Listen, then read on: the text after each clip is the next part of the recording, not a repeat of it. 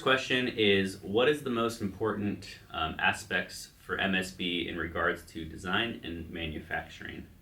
For me personally, as the industrial designer at MSB, I have a desire to really push the technology side in manufacturing, and leveraging it to create really high quality products. More and more so in the world of audio and all electronics, we see a lot of inexpensive, short-lived equipment. And for me personally, it goes kind of against my philosophy. I really want our products to be long-lasting. And with electronics, that's kind of a challenge.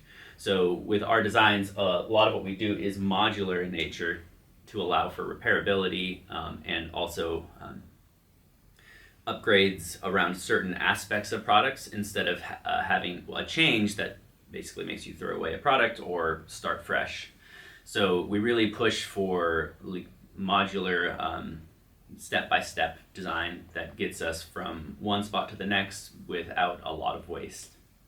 Another thing that I think is really important to MSB is to not create frivolous products. There is the side of manufacturing and business of like the market.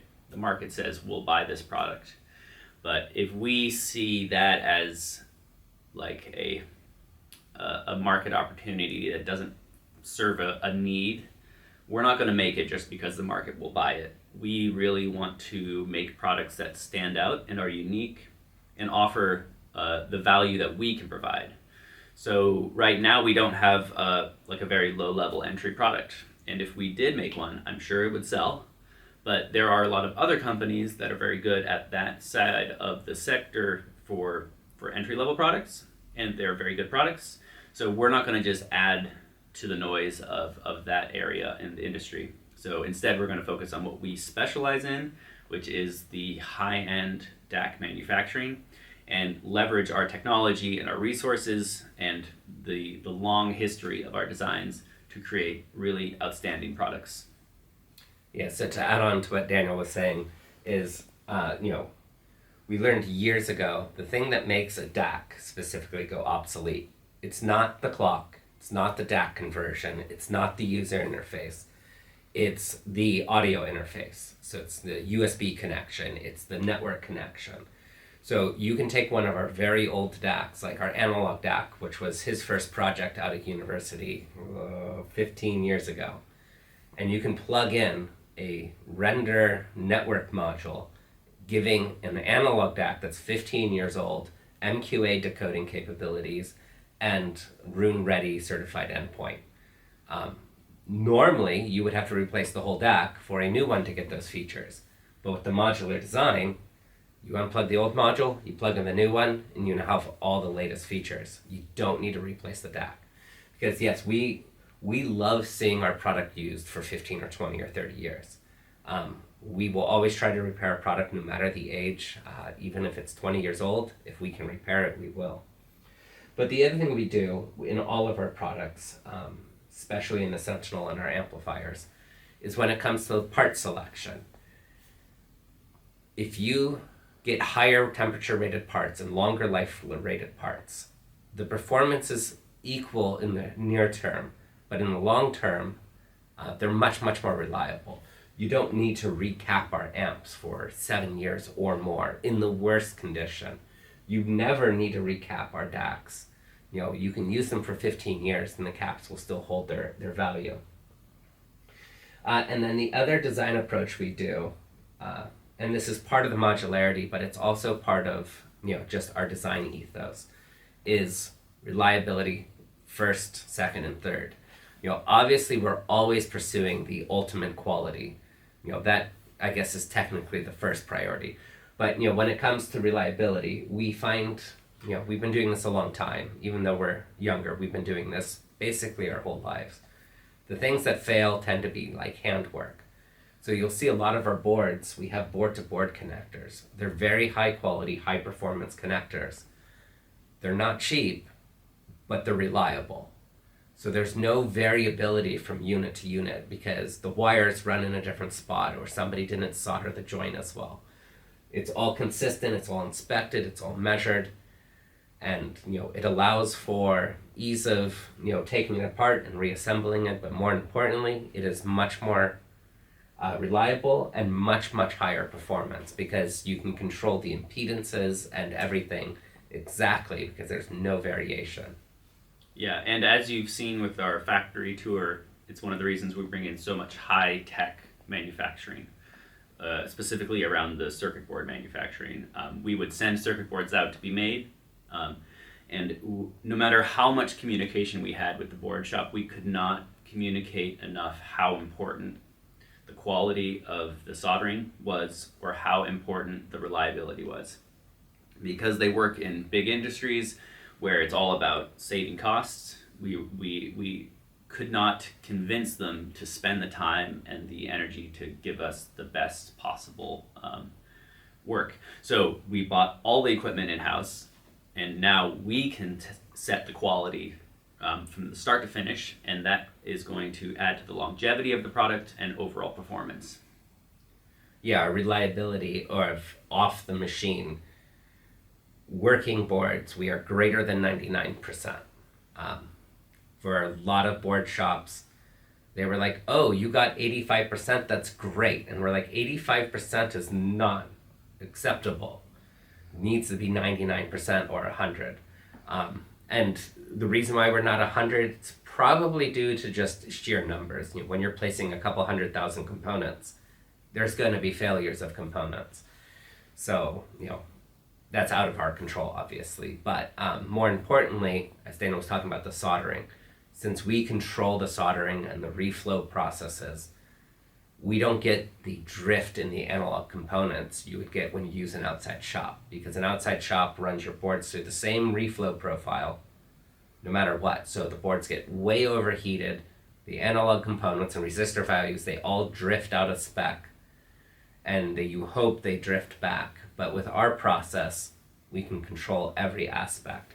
So that's one of the reasons why we manufacture, is because if we manufacture everything, we're in control of the quality of every step of the process. We're not subject to another company or another person, how they set their machines up that day. We can control everything from the timeline to the quality of the solder, the materials. We don't have to worry about a substitution happening, somebody swapping out a part to a cheaper one and not telling us.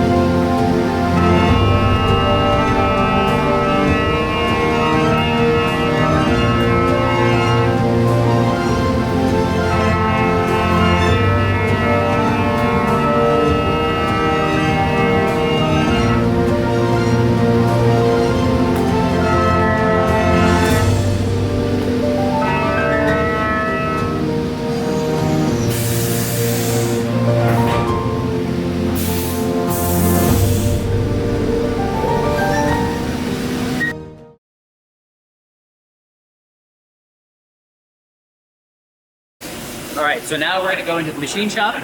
So again, we do as much in-house as possible, and this is another example of all the technology and innovation we're able to achieve with this ideology. So let's go. So in the machine shop here, we have a couple different types of machines. Right here we have a lathe. So lathes are used for making round parts. So what you're going to see getting manufactured here is going to be buttons, knobs, feet, standoffs, and any of the kind of hardware that has circular design. So right now, we are running these Cascade feet. So you can see the insert for the Viton, the security driver interface there. So this machine is tended by a robot. So we have this universal robotics arm. One of the most fun projects I've ever had at the company is installing and setting this machine up. I bought the arm myself, and I learned how to program it. I designed the station, I designed the interface, I wired the arm to the machine myself. So this was like an engineer's dream. This was very, very fun for me. So this unit is set up to basically tend every part that gets finished on the machine. And it's going to pull it out of the machine, and then it's going to rinse and wash it here. And then it's going to dry the part. And then it'll store it in the tray here. So you can see the first foot is done. And so the next one will be brought in and placed here. This helps us keep track of the progress. So if there's any issues, we can see where the issue happened and know what the quality or the finish of the part from start to finish. So it should be finishing up a part here very shortly. So we've got about a minute left, and then it'll do a part change. And this will allow you to get a footage of it working. So what you see here is it's running the G code. So this is the programming that we made for it. So this is giving it the specific instructions to make each part. So depending on the setup, we'll run different programs.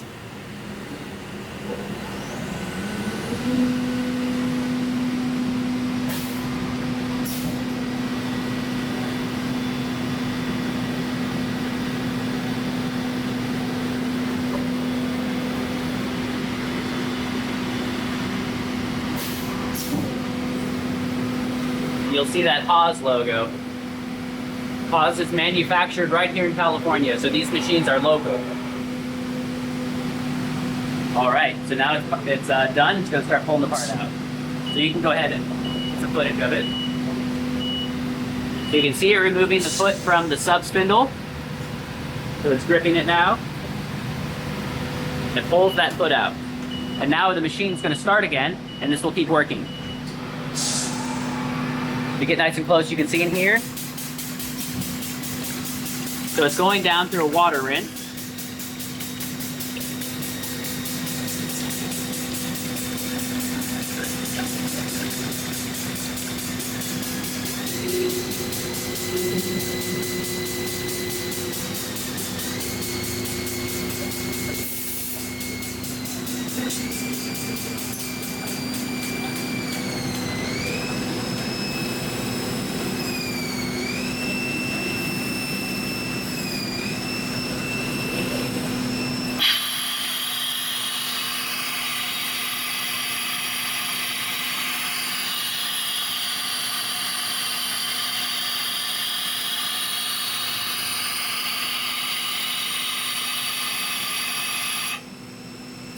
That was the air cycle to remove most of the water.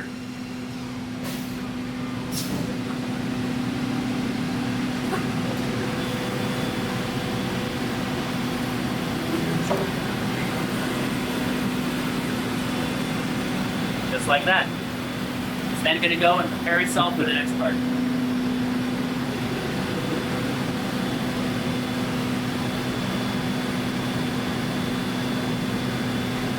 You'll notice on the robot there's the googly eyes. So it's typical for robots to be named and have a little bit of a personality. So this one is named Steve, and it does a lot of work for the company, so we're really, really happy with it.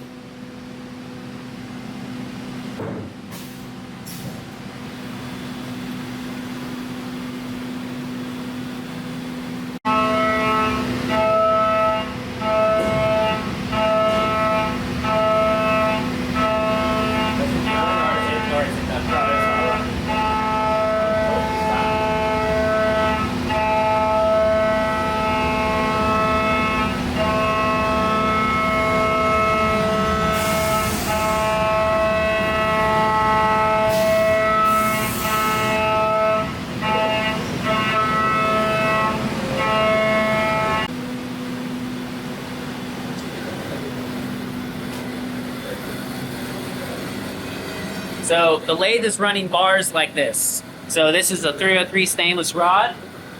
So these are the blanks we load in. So that Cascade foot you saw is made out of this material. We get a good number out of this, but basically you load one bar like this and it'll produce 40 or 50 feet with no maintenance. So the operator just has to put one of these in every maybe 4 or 5 hours, and the machine will keep working all on its own. This is all of our round stock, so you'll see a couple different sizes. Here we have the Sentinel knob. It's a pretty hefty bar. Those are quite heavy to move. Here we have the Sentinel clock. This is for the crystal. That's a little bit of the oven material and a thermal stabilizer. And then all of these above it are sleeves to hold the rods in between.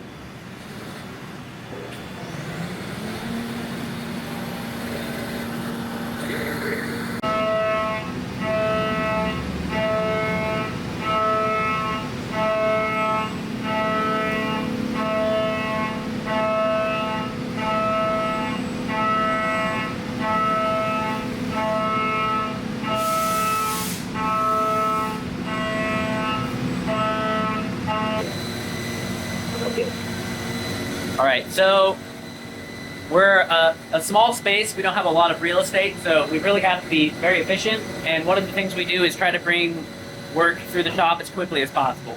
You'll see some intermediate jobs here. So this here is 500 series heat sinks. So these are just started, not quite finished yet. And then here you have Sentinel heat sinks. So these are what we call off one. So they've just been started. And what these will be done is then mounted to a jig, and then that jig can go into the 5-axis groove and get completed in one cut. So all of these parts start off as blanks.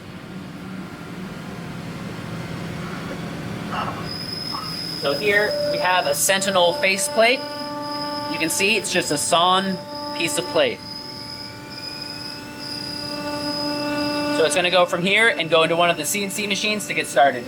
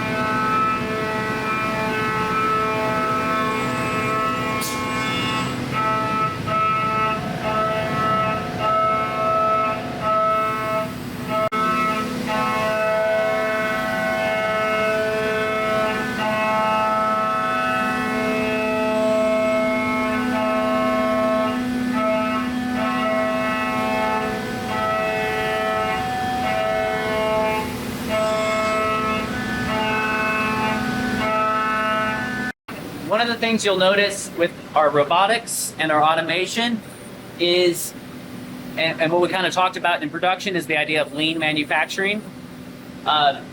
These kind of methods allow us to make really amazing detailed products, but not have a crazy overhead in a shop. So this automation gives us 24-hour run times often, and allows us to have a limited staff. In here right now, my brother David, he's the one running the shop completely by himself, just one person. But because he doesn't have to stand and operate machines constantly, It's just basically set it up, let it run for 4 or 5 hours all hands-free, and then it'll come around with 50 plus parts, and nobody had to do any work, which is what we aim for. We want to pass all those savings along to our customers with quality parts. And it's not just the hands-free nature of it.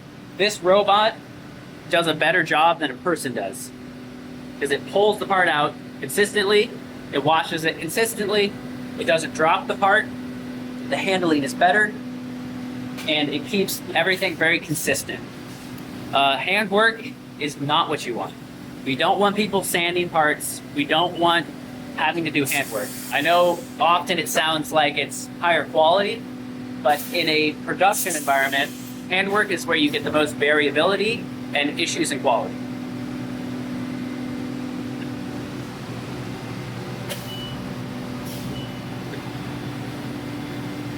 So the next machine we have is our 5-axis probe. That's this one right here. So this takes up most of the shop, and it's the same machine all the way to the end of the room. What this does is it has a pallet pool for automation. So you'll see through these windows different jobs. So this is an analog converter for the Sentinel, and then up there is the first op for the Sentinel. So what you can do is you can load up 20 plus jobs all in here, and then it'll run hands-free, lights out automation overnight. So this machine is basically always running. So this is the amp heatsink I showed you on the pallet. So this is set up for the next job. So you can see we bolted it to a sub plate. This allows us to put it in and out of the machine and access all the different sides of the heatsink. So it's going to take this and it'll machine all the slots and everything on the 5-axis probe. So we can kind of show you the operation here. So we have a large robotic platform in here, and what it's going to do is put this job away and store it for another time.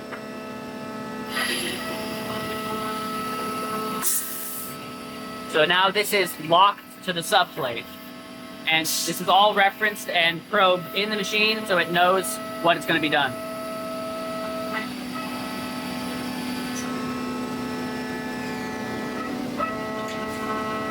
So now we're going to send it into the queue. You can see this robot picking it up.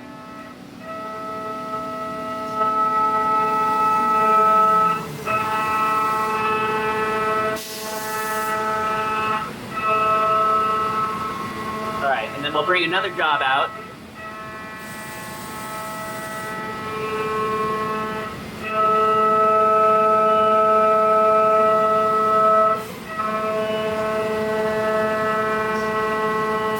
You can see this is a completed part. David, if you'd open that up. So this is a completed part, so we're going to take it off and then get a new block put on. So I can kind of show you. The 5-axis machine allows you to cut the front and the inside all at once. So we're able to cut a jack panel inside the part, do everything from one operation. For those wondering, this is the DAC chassis from Physics Theoretica.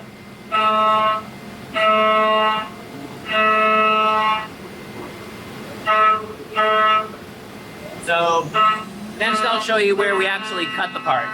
So they go into the CNC here. So you can see this is a heatsink. So this is in the 5-axis chamber. So it's able to spin and make this heatsink and cut heatsink slots on the ends and heatsink slots top and bottom, all sides. So we'll see if we get this door opened up for you so you can get a closer look inside.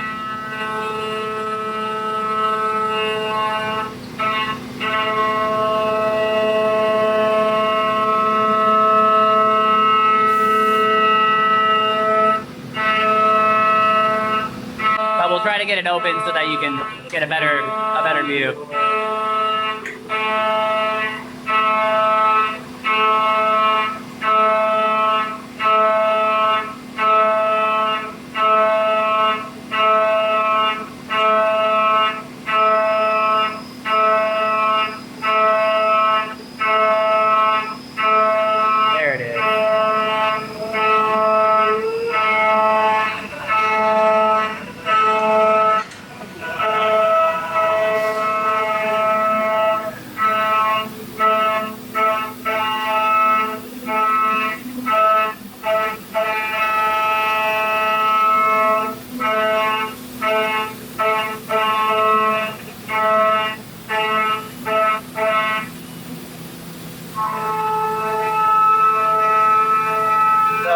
things I'll point out.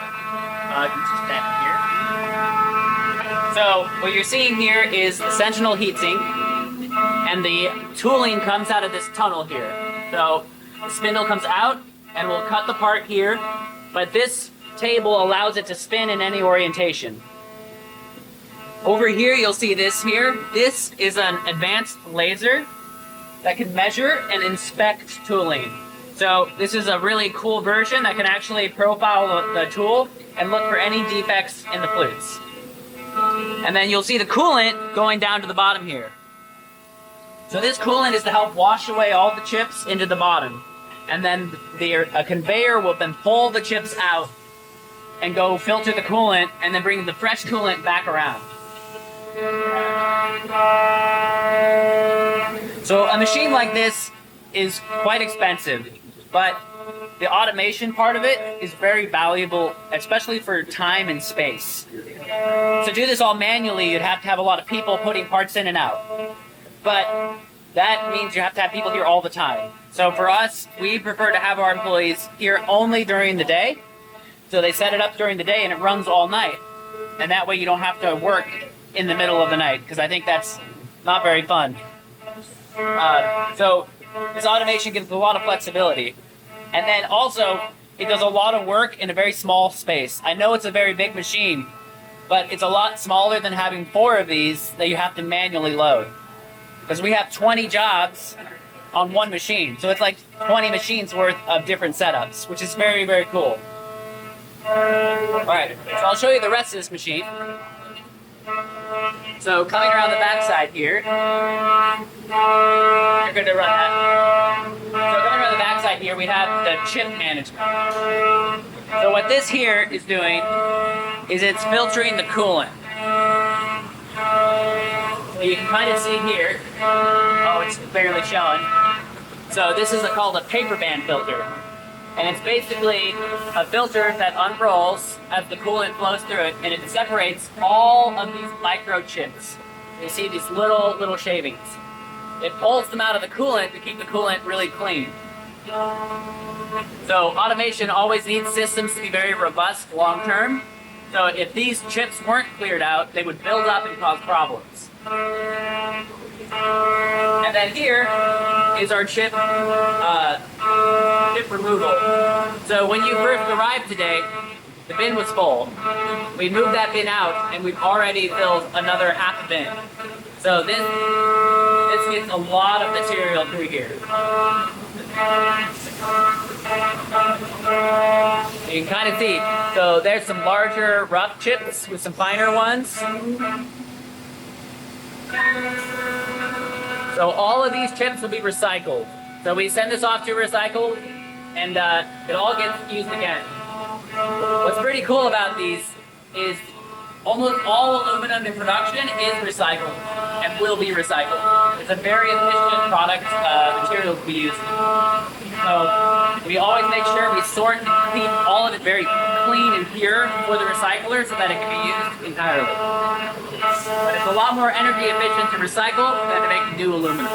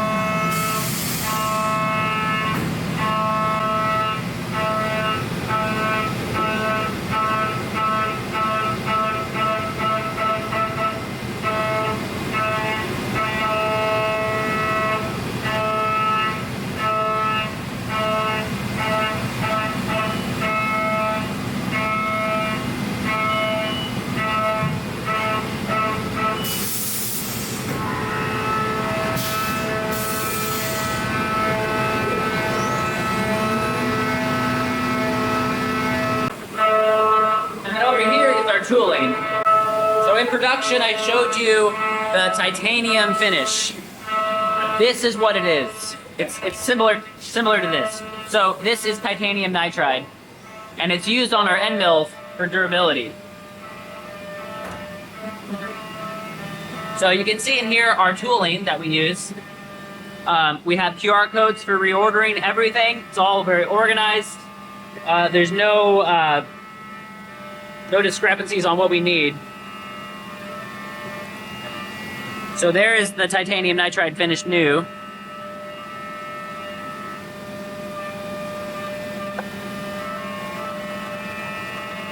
And then our tooling that we use is called heat shrink. So you'll see a lot of these end mills, they don't have any nuts.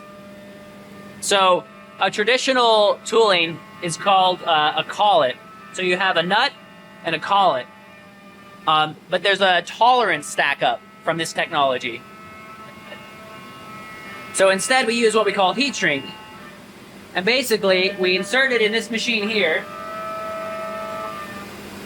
and it heats the metal until the metal expands. And then we put the end mill in, and then as it cools, it grabs the end mill.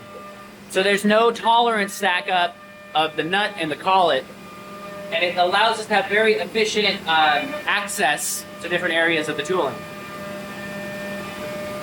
And let me see if I can find you. So for the Sentinel, see if you can get nice and close on that. So this is a 3-flute end mill. This is a large one compared to some of the tools we're using. But there are 3 individual flutes that have been cut there.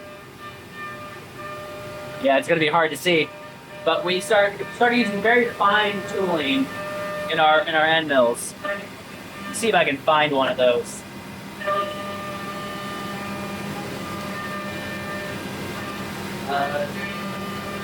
Oh, here we go. Yeah, look at this. On the black.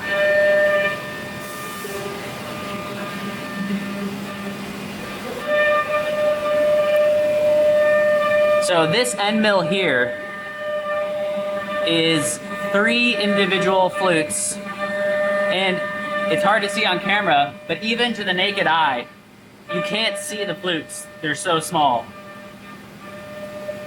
The diameter is 20 thousandths, so 0.02 inches, which I think is, what is that? Convert that to millimeters here for reference.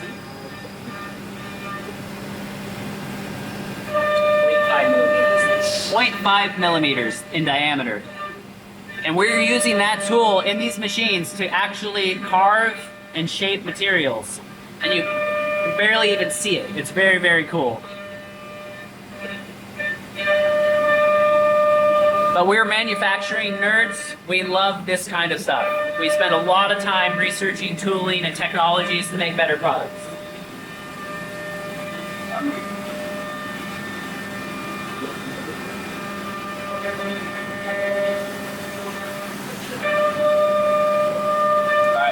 This way.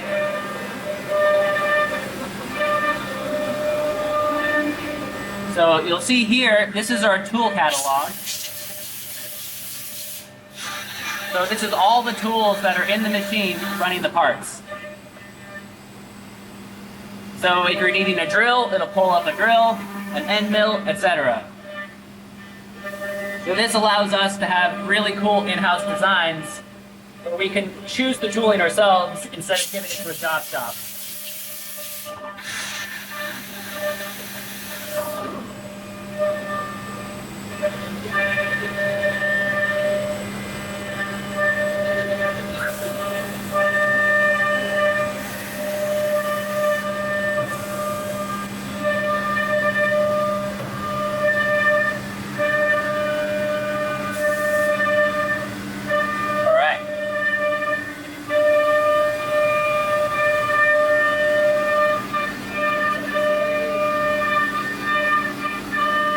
Our vertical mill.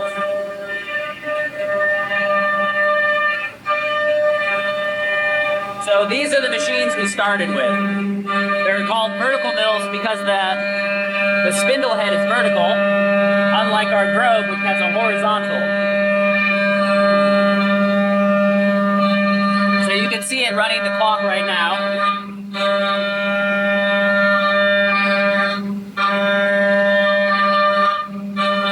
And what's running is it's spinning an end mill like this, and it's using these edges to cut away material. So you start with a solid block of aluminum that has no features, and that end mill is going to come in and remove material, sort of carving it away, and then we end up with a part like this. So you can see the machine lines and pads that we had to put in place.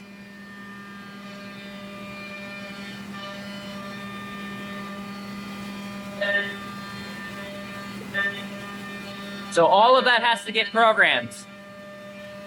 It's many different tools and a lot of technology that goes into making it. So these are Sentinel clocks coming through. Here's another part of the Sentinel clock. So you can see that beautiful diamond pattern finish that we put on it.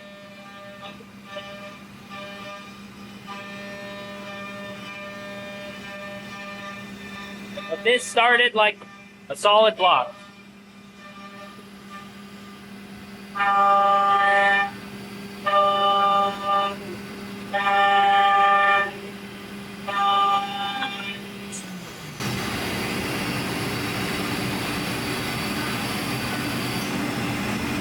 So right now it's doing a tool check, looking to see how the tool is, making sure it hasn't broken.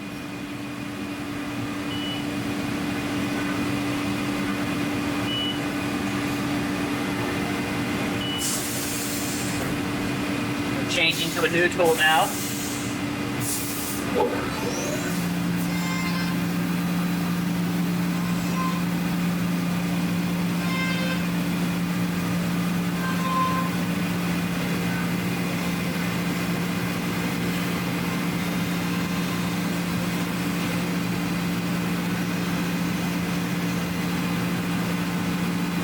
that's what it's finishing. So you can see it running through the code right here.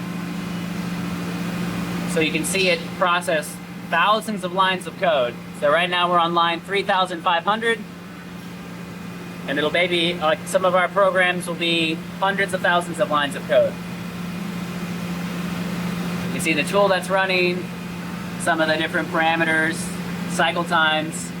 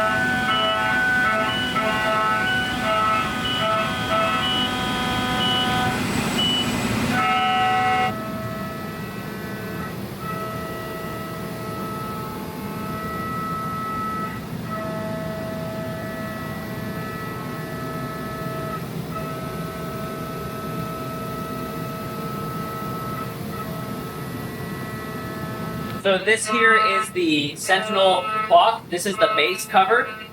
So you can see here we have the two clocks of matching design, but they're going to be one for each frequency that we use in the Sentinel. And you can also see here there's some small grooves. And those grooves are for EMI gaskets to make good connections to the circuit boards so that the entire product is EMI protected. But then essentially the main oscillator is also EMI protected from the rest of the unit. It's a very, very precision design. And then over here we have the base here. This is the isolation pad. So you can see some mounting points for our isolators. And then these pegs are basically security so that in shipping, when the product is moving, it helps absorb the energy and not get damaged in shipping from vibration. This isolation pad is what mates to this part of the clock. So you can see here, this is going to mount like that. And this will be floating in the Sentinel. These are all internal parts, but we take a lot of time to make sure that they're very precision made, very attractive. We keep them free of any kind of damage throughout production.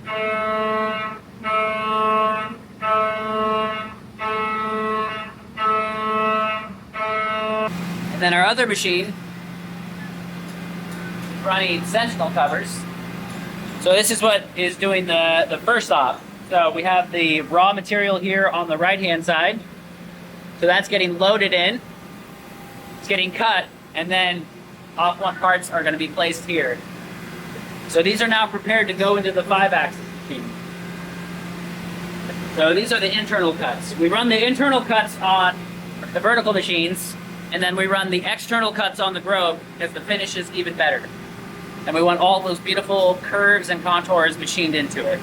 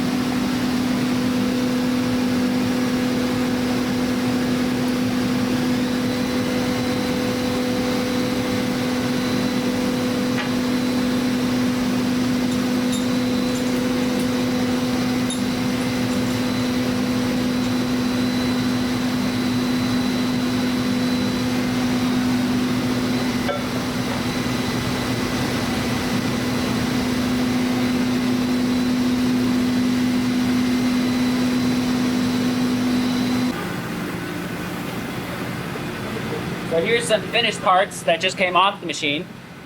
So this was made last night. This is a 500 series heatsink. When this part starts, it's I think 80 pounds. And we remove 90% of the material, and now it's light. So the block is hard to pick up before we start, and at the end, the thing is nearly hollow with how much material has been removed. Look at all of those heatsink slots. So typically you get an extrusion made, but it's not nearly as refined as something like this. So because it's not an extrusion, we're able to do a lot of unique things, like have an end to the heatsink fins. So for an extrusion, you can't have that, it'd be open. The other thing we can do is each fin is individually thicknessed. So when you get a resonance from like rubbing your finger across it or sound, these don't oscillate together, but instead will cancel each other out. So unlike a lot of products where you get that ringing from the heat sinks, this doesn't happen because it's custom made in-house. So we really like to leverage the technology. Also, look at these beautiful curves. Look how smooth that is. It's just really amazing.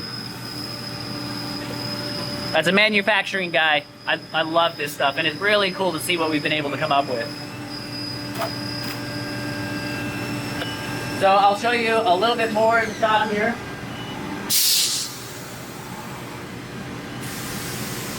So you can see, while we've been doing this tour, we've already got 4 more feet done. So this just runs all by itself. And then here we have a DI water system. So this is used to make very, very pure water mixed with the coolant to go in our machines. So if you don't do this, you can get like water spots on the aluminum, and those will show up in the finish. So we use this very pure water so that when things dry, you don't get water spots. And then this is used as with the coolant oil to create the coolant in the machines that helps carry away chips for better finishes and to make the tools last longer. So over here you'll see our hand finishing department, which is basically not used much anymore because all of our new finishes are so pristine we don't have to finish them by hand. So for example, here is an analog converter faceplate. Oh, this one's a demo one actually. Let me get a good one. So here's the top cover. So look at this finish.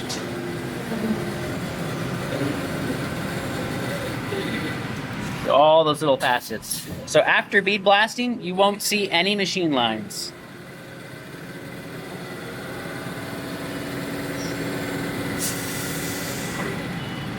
And if you want to feel this, you can put your finger across it. It feels like glass.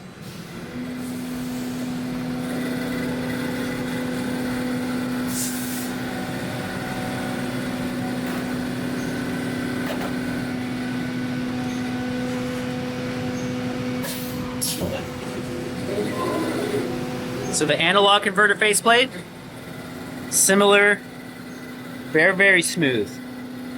And then you can see here how the bee is suspended. So when it gets finished, those little centerpieces will be perfectly matched because they are actually finished together. So from the back, you can see these little bridges to hold it together. So we simply break it away in production and then insert it into the logo.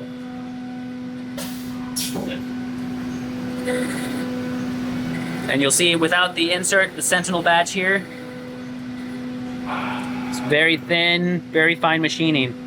So this is made with those small end mills I was showing you, those really small tools. It's a very, very nice detail. And then here, many, many amp heat sinks coming through right now. So we got that whole pallet to process, but these take about 10 hours a piece of just machining. So they're very, very, very time consuming, but well worth it for what we can get out of it.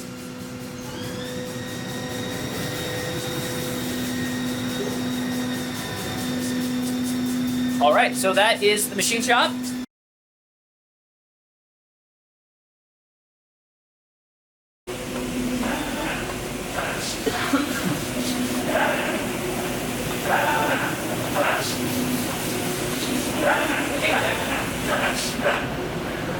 So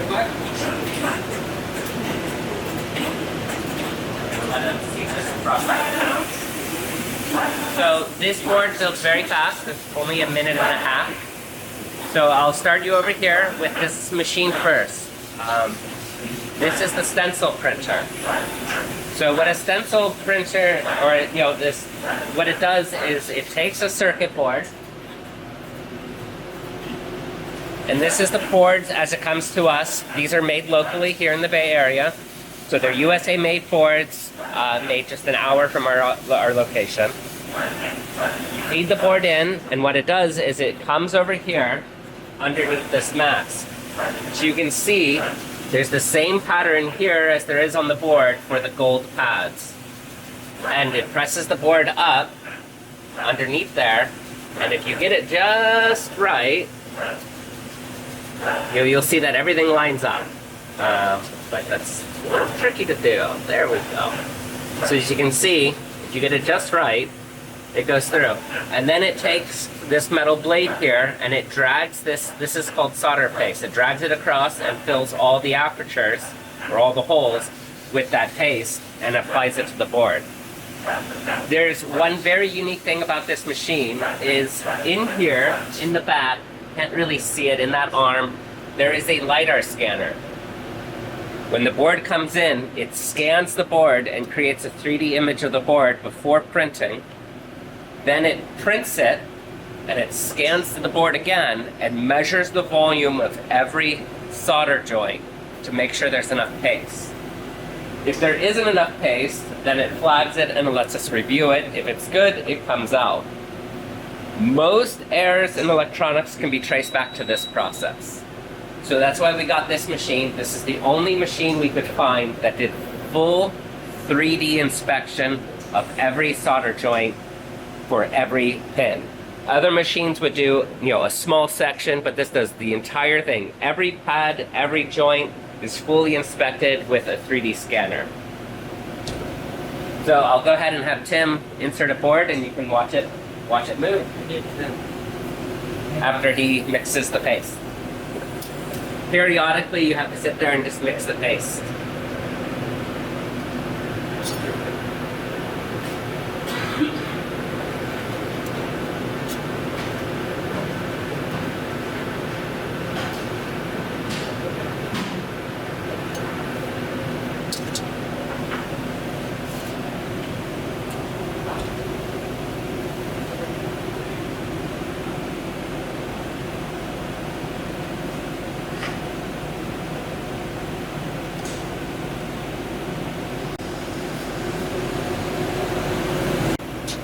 What it also does is when it scans the board, it scans the stencil to make sure all the holes are there and aren't filled with paste.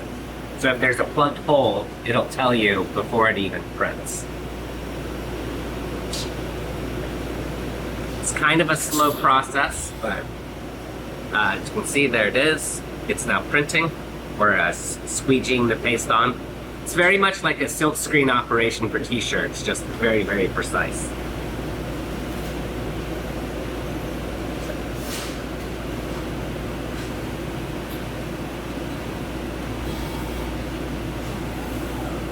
So it just applied it, now it's going through and scanning it, doing an inspection.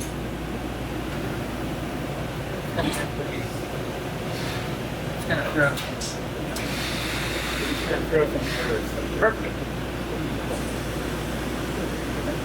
That's the board's coming out. So it printed with no errors. If it has an error, it pops up on here, giving you a 3D model of what the board looks like. So you can see what is the error, is there too much paste, is there not enough? So we were able to get a board failed so you can see everything it's doing. As you can see here, here's the board. It's telling you the location of the error. It tells you what pad had the error. And here it says there's only 46.9% volume. And what that means is it printed it, but it's just not thick enough, or it has this gap missing. So down here, you can see this is the 3D image of the board.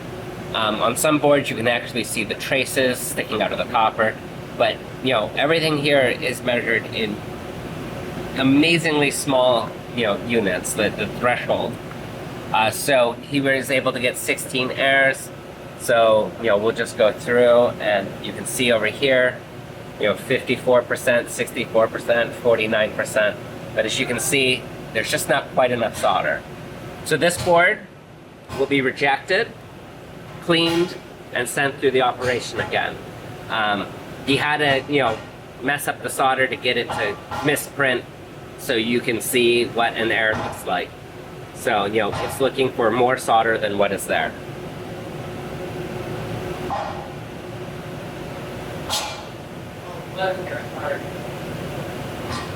So, as you can see, there's the different pads. It's a very, very cool machine, because if one of these had not enough solder, you might get a cold solder joint where it could pass all your QC testing but fail later because it won't be bonded. It'll just be like two contacts touching, but it won't have bonded itself together because of not enough solder. Or if there's too much solder, it'll smish over to the pad next to it when you place the part, and that'll cause a break. So, with all of our inspection, like when we make our DAC modules, I think we're 99.8% yield, which is amazing considering it's hundreds of thousands of parts being placed. Of the ones that fail, we're pretty sure it's defective parts, because, one defective part of 200,000 is not uncommon. Then it comes out to this in-between station here. So this is the board that was just printed. So you can see now, here, let me grab it. You can compare the two. This is a board before printing.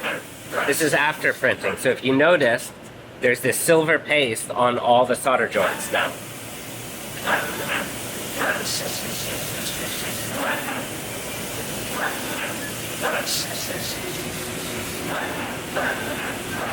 Then it comes into this machine. This is our oldest machine in the building, made in New York State, and it's our pick and place machine. So what you can see it doing is it has 8 heads on the end. It's going through and it's picking up the parts, inspecting each one in the camera here with the red flashing light, and placing it.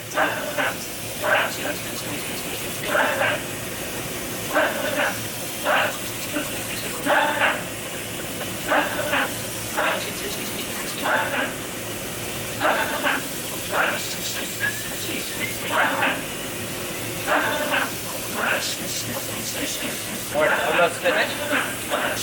And it's done. When it's done, it comes out here. And then we queue it up to go into our backup. So, as you can see, the board just went from bare, it had paste applied, and now all the components are on. But they aren't soldered, they're just sitting in that paste.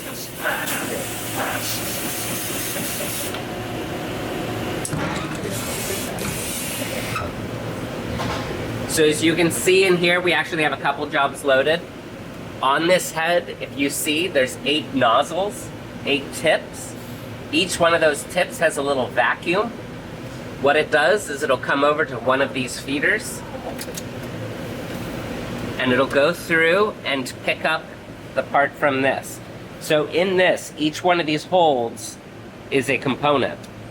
So it advances the tape, peels the plastic protector off, the nozzle comes down, picks the part up, takes it over to the camera, takes a high-res picture, inspects it for size, the shape, and then it measures where the pins are, and then it knows exactly where it is, and then places the part accurately on the board.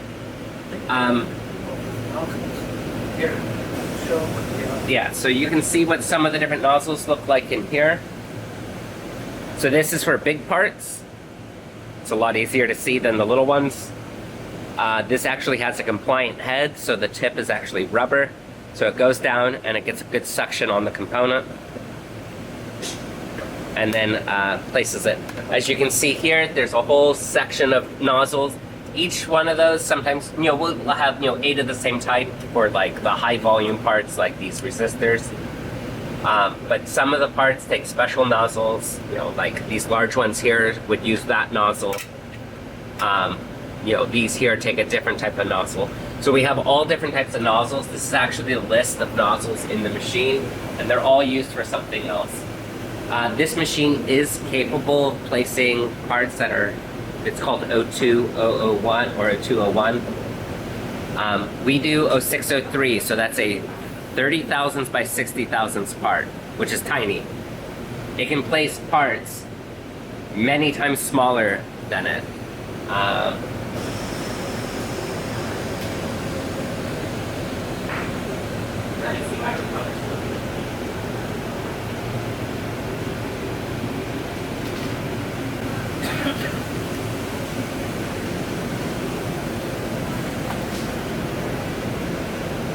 So these parts here are 0603, but that can place machine parts that are 0201. So the parts are what, a third or a quarter smaller than that. So as you can see, these are very, very small parts. You don't want to be placing those by hand.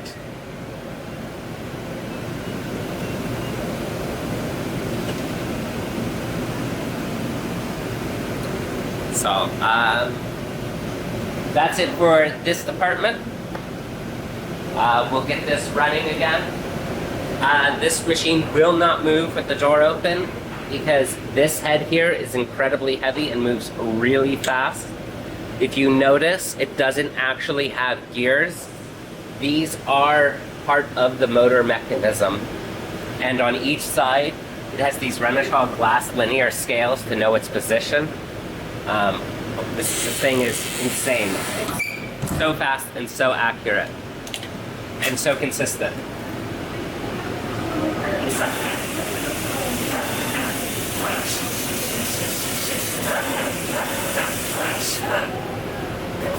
And it just finished another board, and out it comes.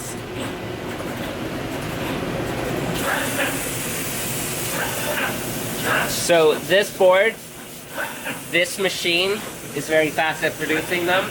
We're limited by the throughput of our batch oven.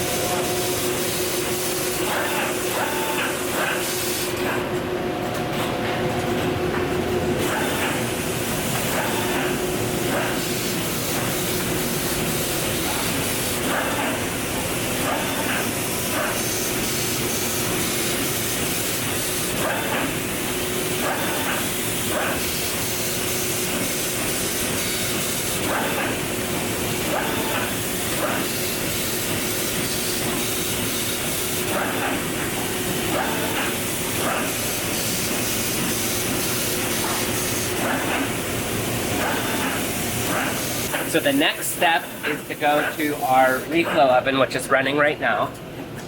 So this is a vapor-friendly reflow oven. So as you can see in there, we load up. It's a batch machine. So right now it's cooling it off. These just finished.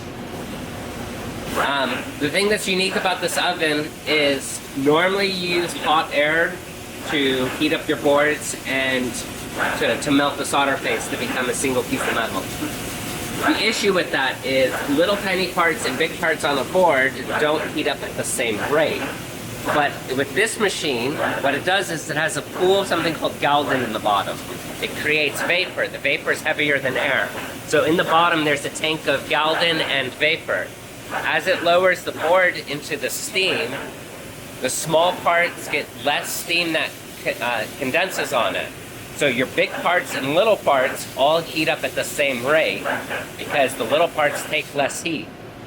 The other huge advantage is you don't overheat any of your components with this operation. It can't get hotter than the set point of the steam, which is just a little above the melting point of solder. Whereas a conventional reflow oven, many of your parts you get much, much hotter than you should, and it actually causes the analog parts to drift. With this, there's 99% less drift of the components because we don't overheat them. On the tray, there's actually thermocouples to monitor the actual temperature. So we can go ahead and open this up. And as you can see, here's the boards. But now, all the parts are soldered. So as you can see, all of the boards and parts are perfectly soldered. It's also soldered, since it's in this steam bath, it's an oxygen inert environment. So it's a much better, higher quality solder joint because there's no oxidization happening because there's no oxygen.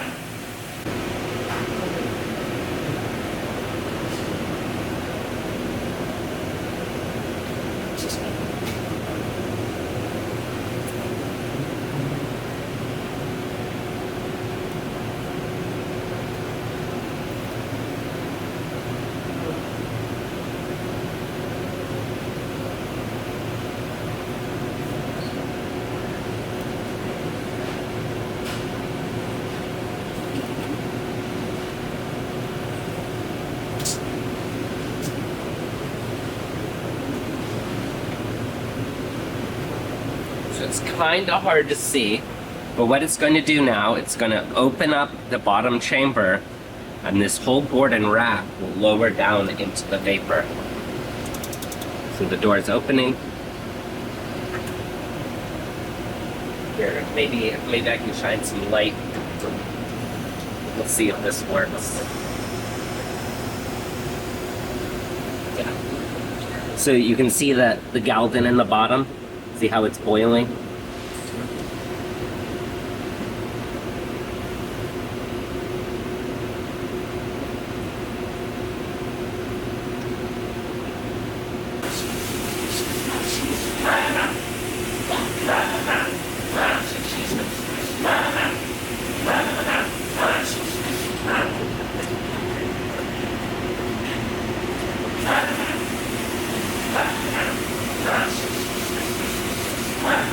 This operation takes a few minutes.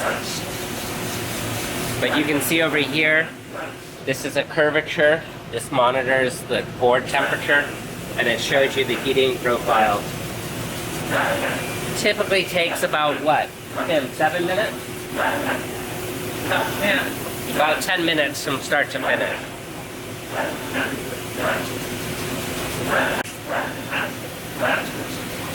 So this is just the through or the surface mount parts. After this, it goes to inspection. That machine's not quite set up yet, but it will be in a couple minutes. And then after inspection, it goes to the through-hole operation.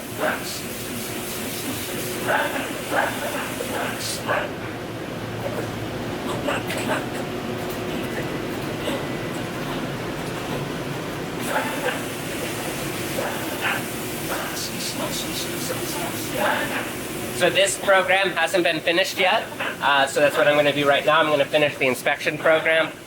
It typically goes very quickly because we've inspected all of these parts before, so I pulled it from the library, but we'll see how it goes.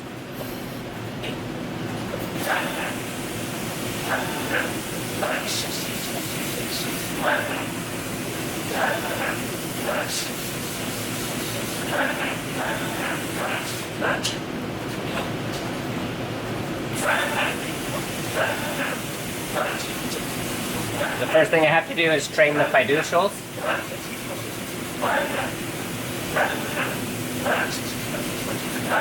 So fiducials are reference points on the board, and it uses that to know where everything else is in relation to it.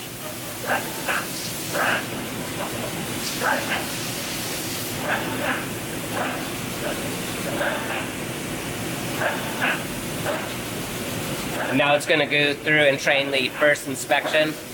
This typically takes a couple minutes, but this is a small board, so it should be pretty quick.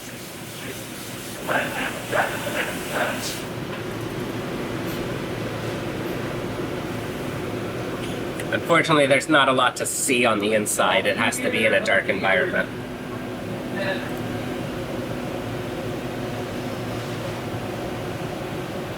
So you can see it just created the actual background image for it.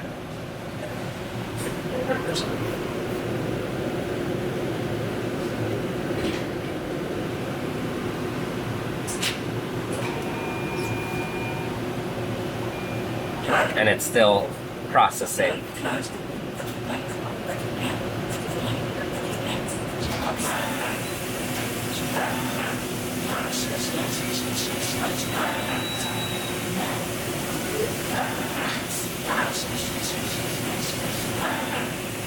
So now it'll go through and do the first inspection. It should come up with errors because I haven't trained it for this board yet. But when it does, I'll show you all the different parameters it can check for. So we're right here, for example, on this is a little tiny capacitor. And as you can see, what it does is it measures its size. So here it is measuring its dimensions. It's measuring to see if it's sitting flat, making sure it's not up in the air or tilted. And then you can see all these data points. It's measuring the curvature of the solder. And then it's checking to make sure it's not shifted off to the side.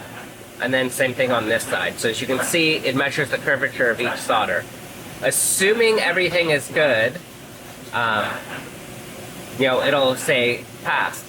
So this here, this is flagged it as an error.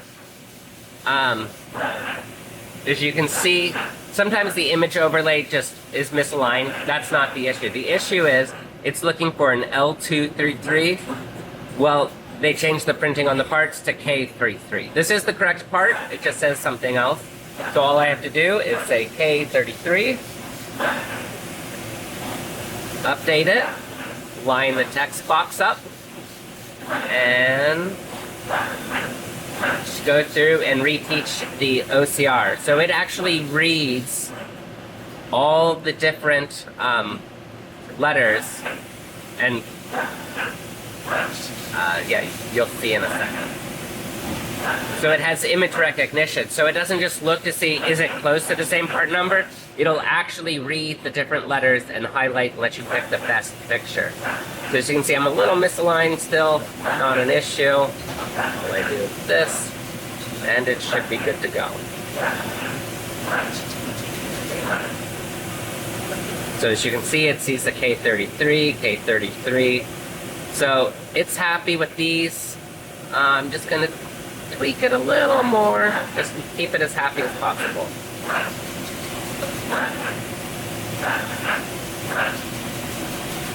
So what all these pictures are is it's different lighting. Because every part, the text is easier to read under either red light or green light or white light. And so basically what I'm doing here is I'm saying, you can read it with the middle light, the bottom light, the RGB light. Like these here, you can see it struggled a little with the K. So it says they're not a good option. This is all the lights turned on. As you can see, it's just completely indecisive. You can't read anything. And I do that. But while I'm here on this part, as you can see, it's checking, are the pins misaligned? So you can see the dots. Each dot represents the tip of the pin. It says it's good. It says the part's there in the right size. It says the part is sitting flat. It says the solder is good on each one. And here, this is the important part. On this board, it's fairly simple, so we're unlikely to have mistakes. But what it's doing is it's measuring the height of each pin tip.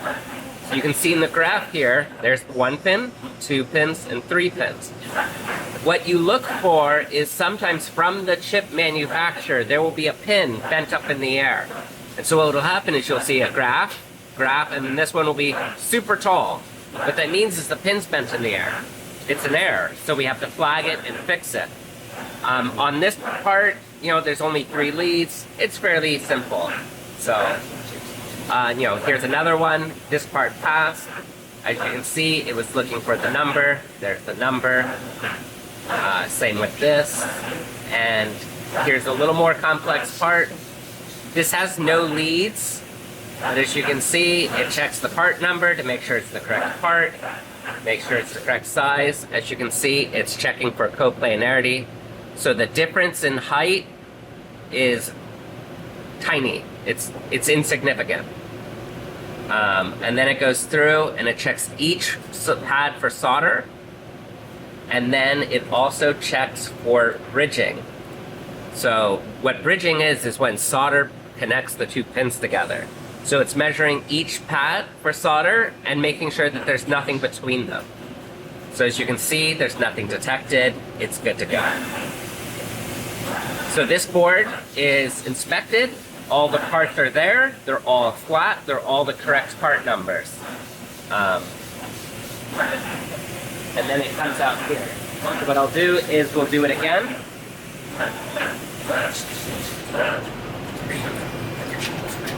It goes in, it takes pictures, and then if it sees an error, it pops up on the review station. If it's good, it'll say all good. So it still thinks there's an error. We'll see what it says. Then it'll pop up right here.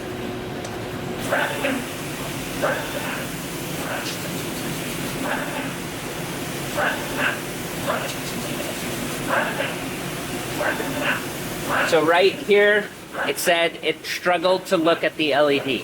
LEDs are tricky because what it can't see is there's actually plastic here. So this would be called a false call. As you can see, the big part and small part, this is the reference image of good. It's clearly big and small. So it just struggled a little bit on this one. So you come over here and say, yep, it's a false call, it's good to go. But you can also see here, see how there's this color gradient and you have blue and red?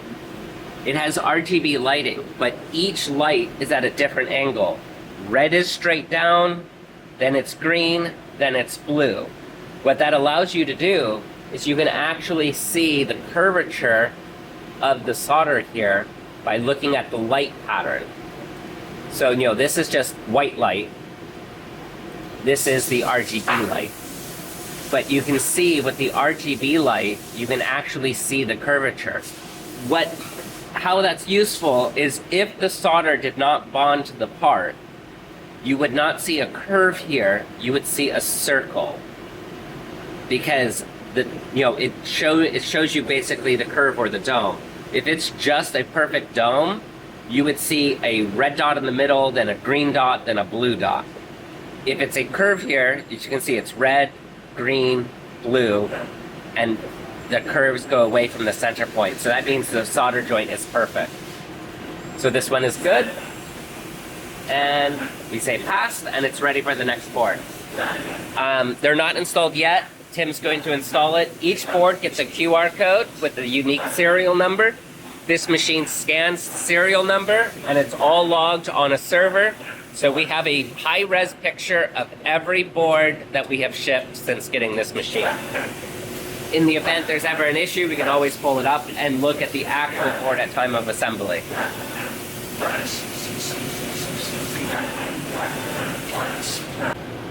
And there's the Sentinel Power display, there's the build date, and the code.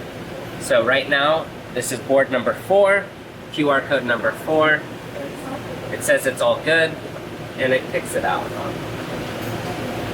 So this is for this machine, this is a very simple board. That's why it's so fast. But it's a great board to see how all the equipment works.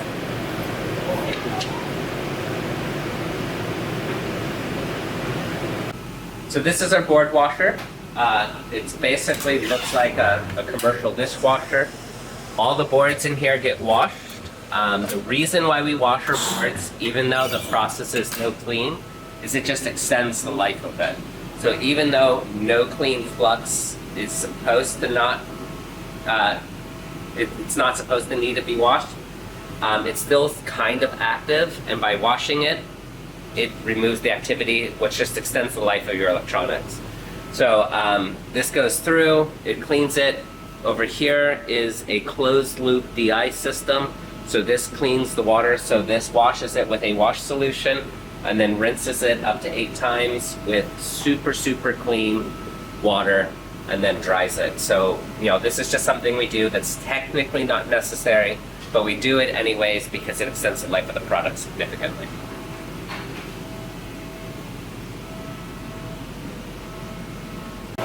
So this is our drying cabinet. We use this to pre-dry the circuit boards before we assemble them, because we find the reflow process works better if the boards are also dried. But we also put all the components in here before we run them. So as you can see, this cabinet is heated to 40 degrees Celsius, and I open the door, so now it's 5% humidity. When it's at room temperature, it's less than 1% relative humidity, so it's a very, very dry cabinet.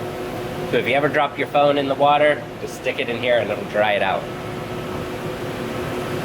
As you can see, it's already dropped to 4% at 40 degrees Celsius, so that is very dry.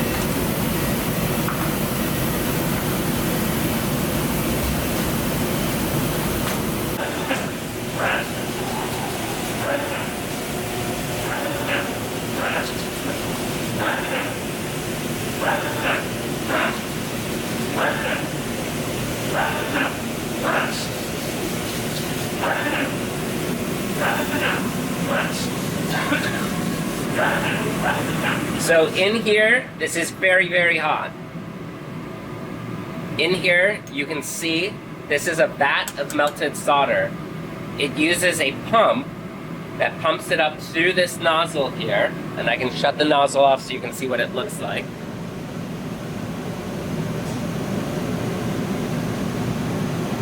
So you can see this is what the nozzle looks like with no solder. So this actually comes out, and we can use different size nozzles if needed.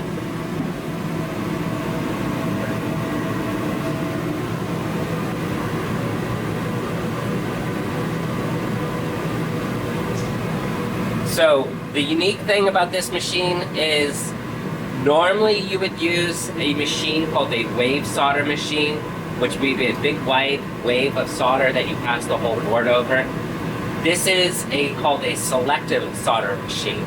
So what this does is it can solder one pin at a time using this mini wave of solder. The advantage is you're not doing heating up the whole board. You only solder the pins you need, and you're not overheating the whole board, and you can do double-sided.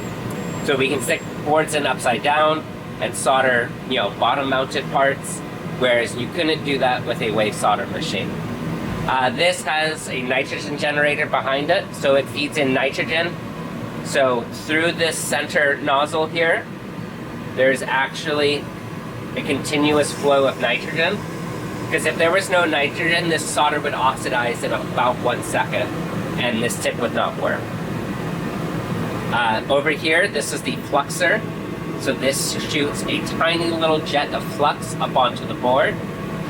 So the flux goes onto the solder joint, and then it is activated in the heating chamber in the back here. So it just goes into the back, heats up the board. Just enough to activate and dry out the flux, but not enough to actually heat up the components. Then it goes through, solders each one at a time. There is a camera here we use for viewing and setup of the machine.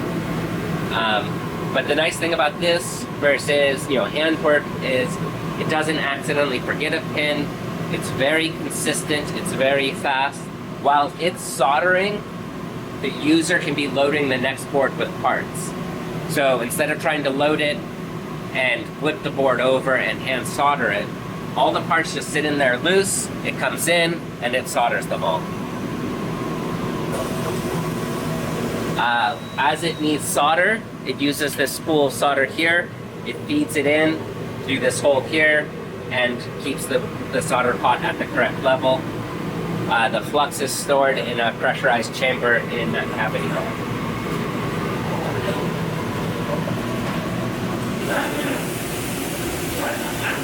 After you do that, and you leave maintenance mode, it goes through and calibrates the head. So as you can see here, it's going to go up here, it shuts off the solder, turns it on to program the height.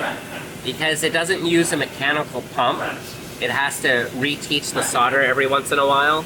Once it's on and stabilized for about an hour, it doesn't fluctuate throughout the day, but in the first hour it can have some variation. And here it is, it's ready for the next board. So we can plug in here.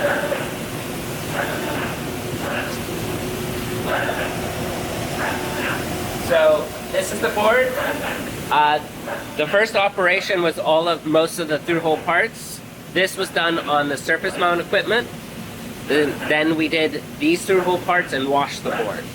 The last thing we're doing is soldering the parts that cannot get washed with water, specifically these, because if you look, you can see there's holes in it. You don't want to get them submerged in water.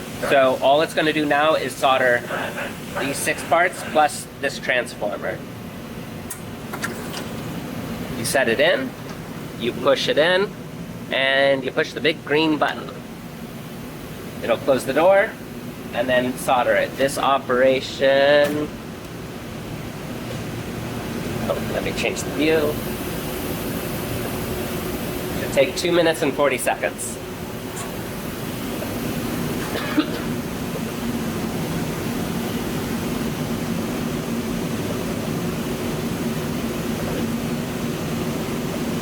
So right now it's going through and applying the flux, so there's nothing to actually see. It's a tiny little jet of flux, so you can't even see it with the human eye. It also keeps the boards very clean because it only applies the flux to where it's soldering. There it is, it's activating the flux. The flux is carried in an alcohol-based liquid, so it's evaporating the alcohol to leave just the flux residue.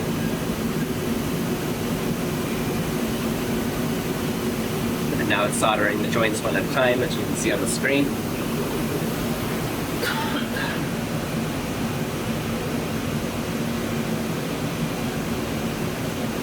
So this machine, you can program how long each joint is soldered, whether it's a half a second or 3 seconds.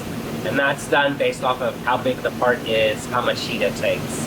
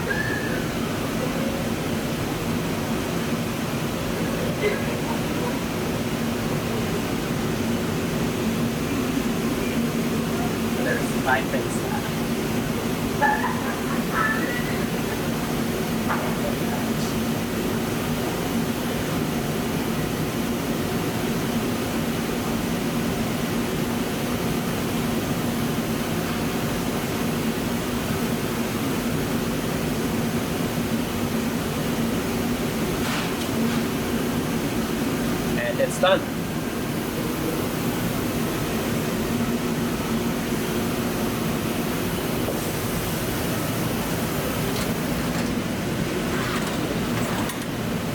So as you can see, they're all perfectly soldered. There's no variation, it's very consistent. We will go through and clip the pins because this is a high voltage board.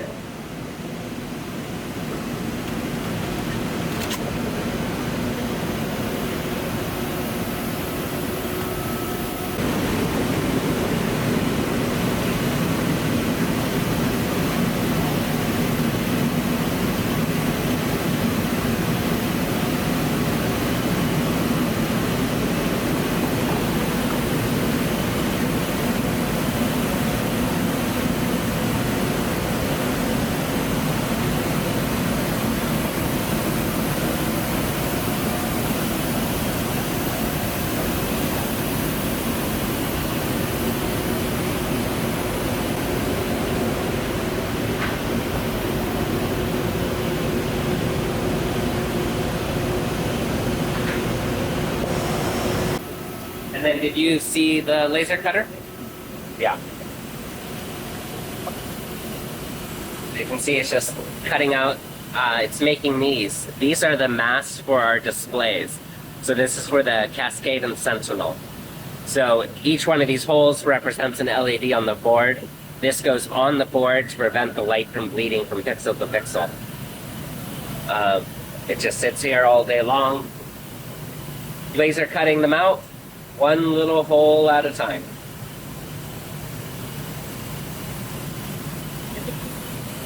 This is also a special paper. It's like this dense filled paper. It's not like regular cardboard or anything. It doesn't degrade. It's very hard. I forget what they fill it with, but it's some crazy paper we found.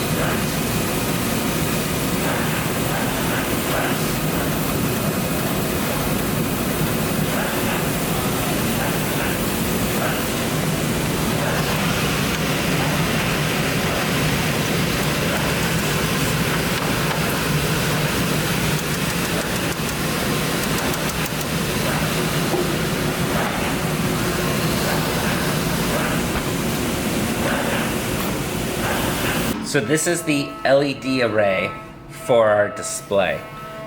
There's thousands of LEDs on this panel. So these are individual discrete LEDs that are all placed by our pick and place machine here. And then this board plugs into the control board underneath it with all the driver circuitry. The unique thing about our displays, and the reason why we went with this method with the discrete LEDs, is our driver circuitry runs off of the audio clock. So the display is updated and refreshed at the same rate as the audio clock. Whereas most displays use a different oscillator or a different crystal on them, so they're running at an unrelated rate. By making them run off the audio clock, any noise they generate's correlated with the conversion and therefore is canceled out automatically. It's also why we don't go with like OLEDs or LCDs, is while they look prettier and you can have high-res imagery on it, they basically require a computer to run, and that's just adding a massive amount of noise into the product unnecessarily. We also like the fact that these are incredibly high contrast ratio. When the light's on, it's on. When it's off, it's black. And, you know, personally, I'm not 19 anymore. I like the big volume numbers so I can read my display from the listening chair. I don't want to have to get up, walk over, and try to read the display to see what it says. I want to be able to read it from my listening seat. And so that's where we go with the bigger display. It is a lot more complex than using an off-the-shelf display, but it is worth it for both the ease of reading and the performance it adds to the product.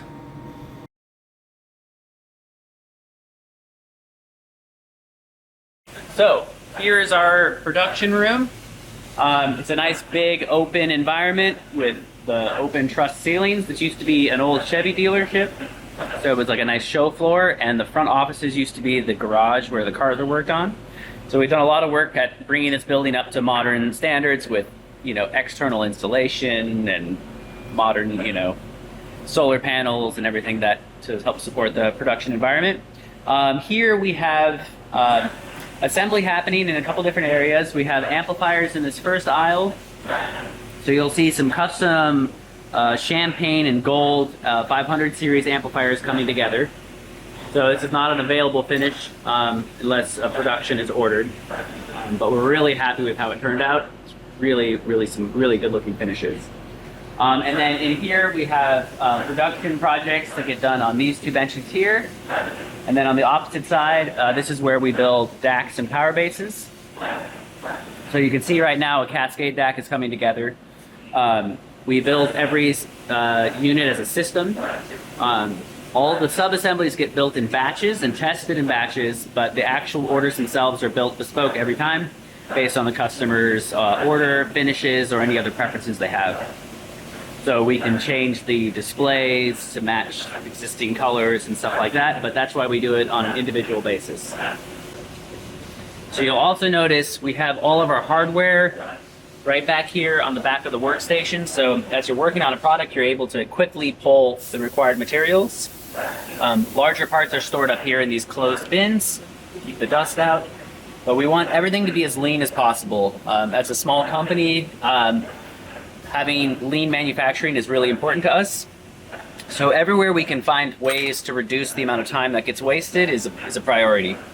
So one of those is finding parts and using parts. So this just helps us stay a little bit more consistent and a little bit more lean. So you'll see a lot of different pieces in here. So these are like in-house made transformer mounting brackets or mounting bolts, standoffs, brackets of different sort, grounding lugs. These are all made in-house. So we have a lot of parts coming through here. And then we will have larger stuff up here, so you can see some like control cables and things that kind of go in at the very end, but they're a little bit too bulky to put in these small bins. So power bases usually get built here, and then DACs and directors get built over here. So it's a different set of materials based on what we need. So you've got bearings for the knobs, RCA nuts, so a few different things. And right here, I was just verifying this new piece of metal, which is for the Sentinel. So this is a Sentinel analog converter base metal. So we're just doing a few checks on some of the hardware, making sure the pieces fit. You can see here, there's a lot of different interfaces to go over and verify. So this does get our approval, which is great. So that is going into production today.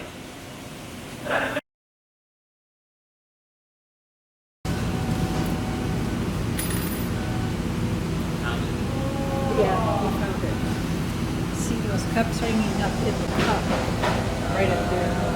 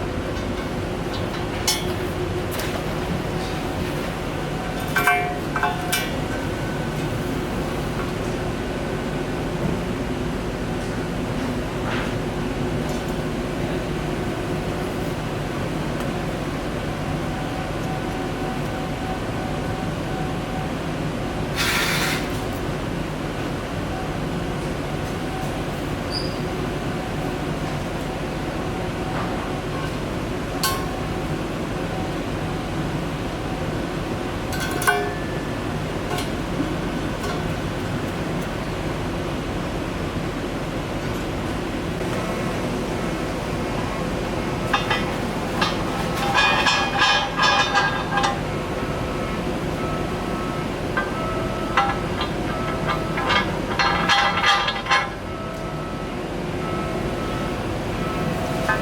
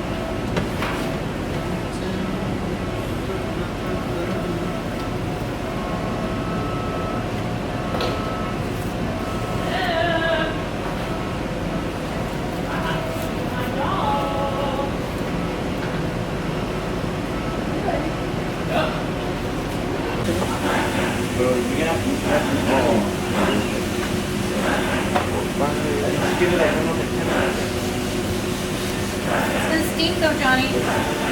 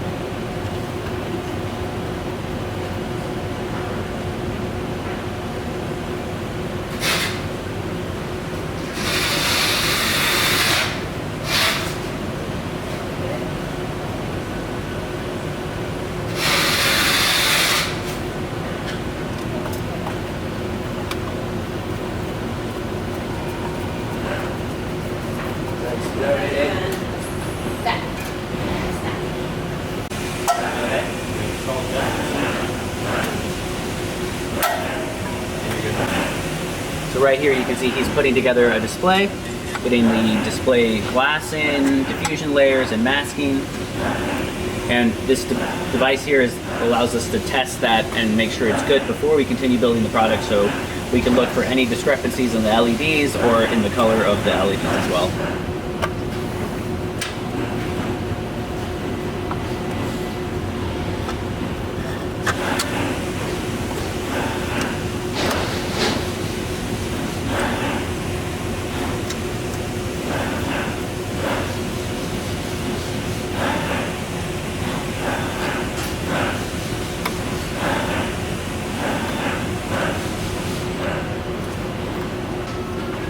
So this is a display tester.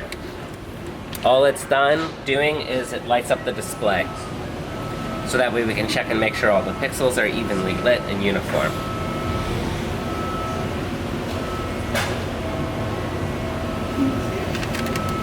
Okay. What's left to go in here is the transformer for the digital director. And then in the base metal is the digital board that plugs in. So if you notice, we like to use like board-to-board connectors and cables. We do not like having hand solder work in assembly, because if you're doing hand soldering work for assembly every once in a while, you are much more likely to make mistakes. Whereas these connectors cost more than ribbon cable or hand soldering. In the end, they are much higher quality, and there's no variation, there's no consistency. You don't have to question, well, how is mine wired compared to somebody else's? They're all the same. So we heavily utilize board-to-board connectors whenever we possibly can.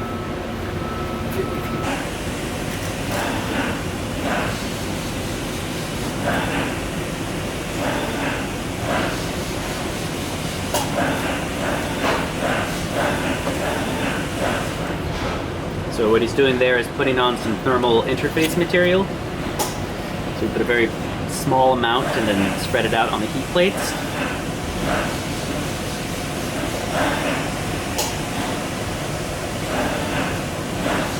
And then each of those devices will be individually bolted down to the chassis for heat transfer.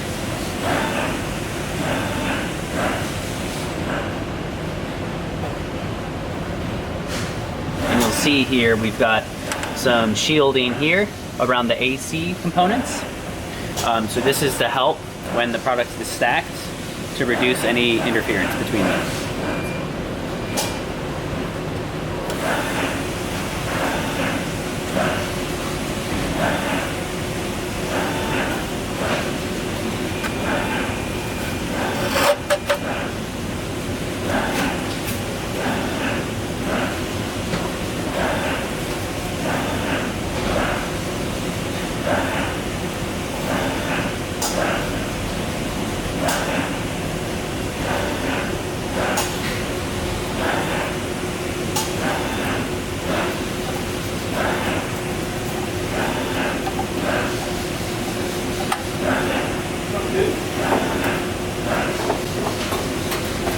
You'll notice the drivers he's using are all torque drivers.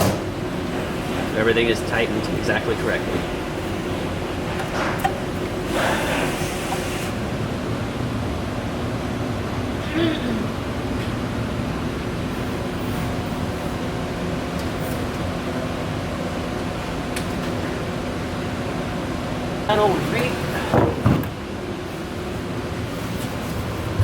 Some more testing.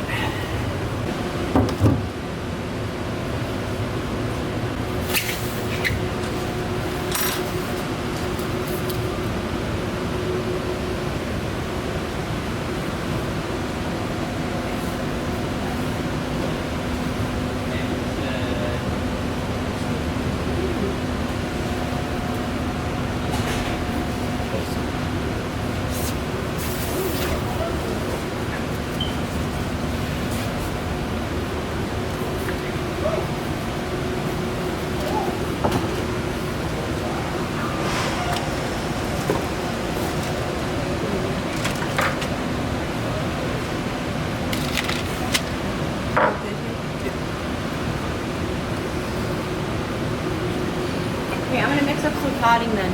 If you need help, let me know. Yeah, sounds good.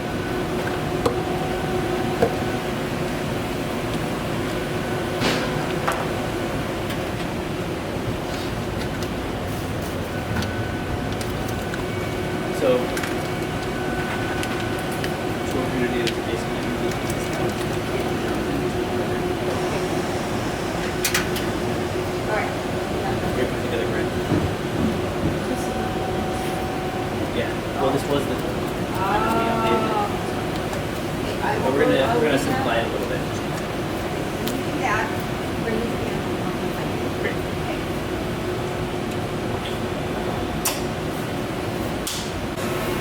Alright. So for the QC, what I'm doing is just checking a few features. Make sure everything's mounted properly. Doing a visual inspection, checking the button, checking the IR controls. And then right here we have some windows, so you can see kind of here. You can actually look in and look at the devices to see if there's a thermal interface material in place. And then another window there to look through, and another window there. So basically just making sure everything's come together. They'll also separate these, so I know the shielding was put in, because if this wasn't here, I wouldn't be able to necessarily know. All right, so the power base is good. Everything's tightened. And then over here, we have the director. So I'll reach through and check the knob underneath, make sure it's feeling good. I'm looking for its magnetic detents to make sure it's set up correctly.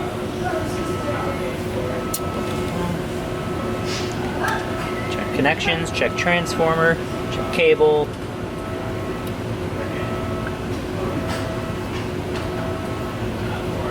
And then here I'm just going to check the display, tapping it, make sure it's seated properly.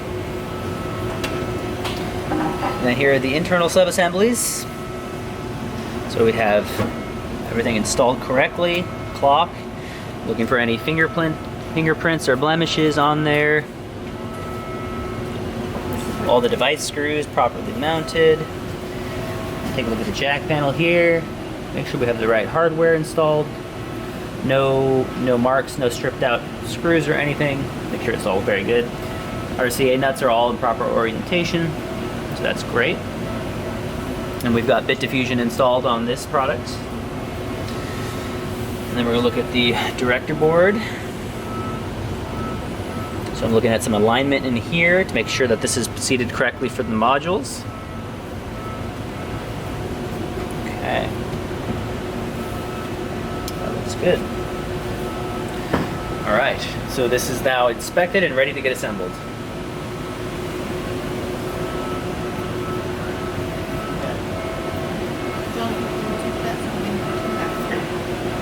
Thank you.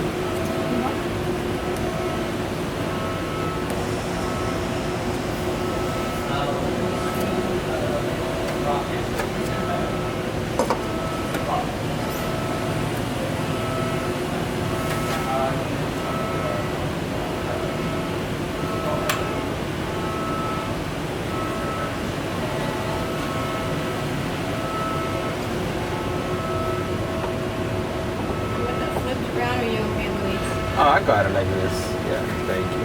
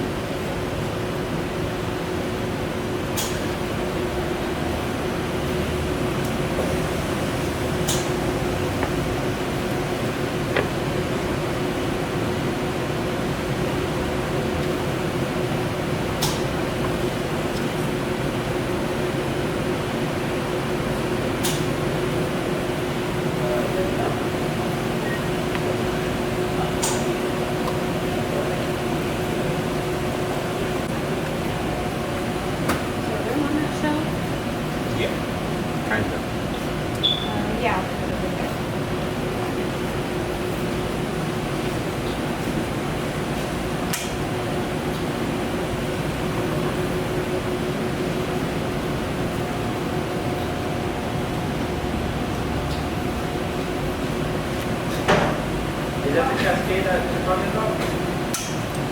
Perhaps, Daniel said he would know something more about it, so. Okay, Okay? I'll check it out. Okay, if that's a bit, I don't know what that is. You don't want the big division. Really? Yeah.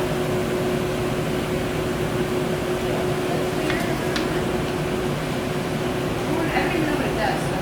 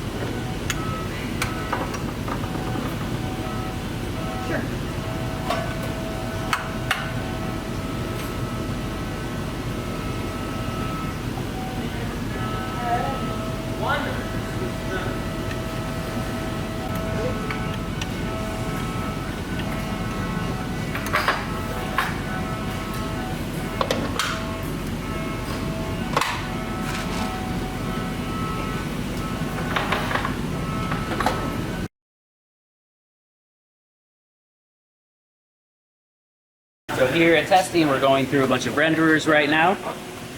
So these are all going to get individually tested, gone over, and checked. Renderers are a very complicated part because we have a little CPU board on there. So we really want to give them a thorough check and test while we're working on them. And lastly, we have kind of our working stock. So most of these are our current orders, products that are getting through standard production. We keep some stock for our Premier and discrete DACs, but for the Cascades, everything is built to order. So you can see here, this is an order coming through. This is an all black product. So all the hardware has been made custom for the customer. Unlike our usual stainless accents, we offer, you know, different configurations. Yeah, you can see the standard stainless here with the stainless on black versus that black on black. Yeah, it's really a very sleek finish with the all black. So that's basically our production zone.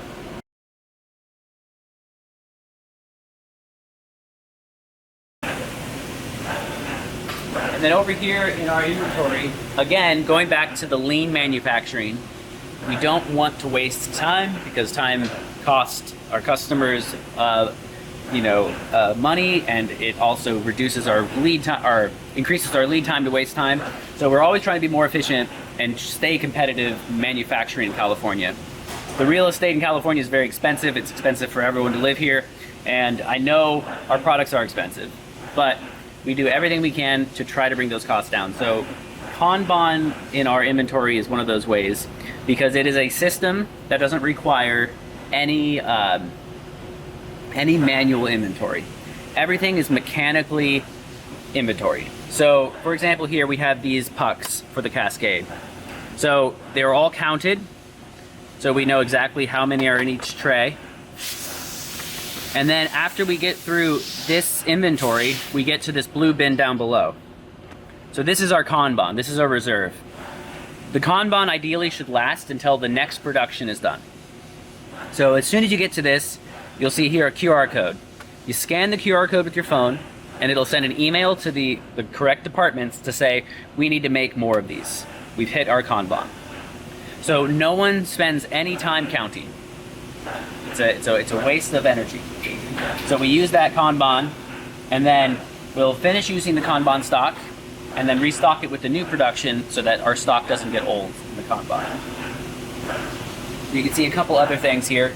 So we really want to protect all of these parts and keep them nice and safe. So we have a lot of custom bins to keep parts from banging together.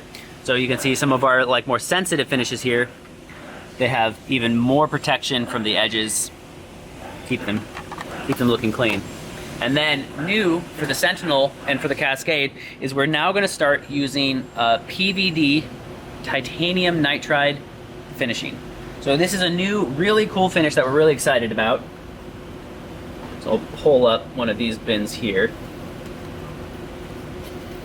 So this looks a lot like gold plating, but is in fact titanium nitride.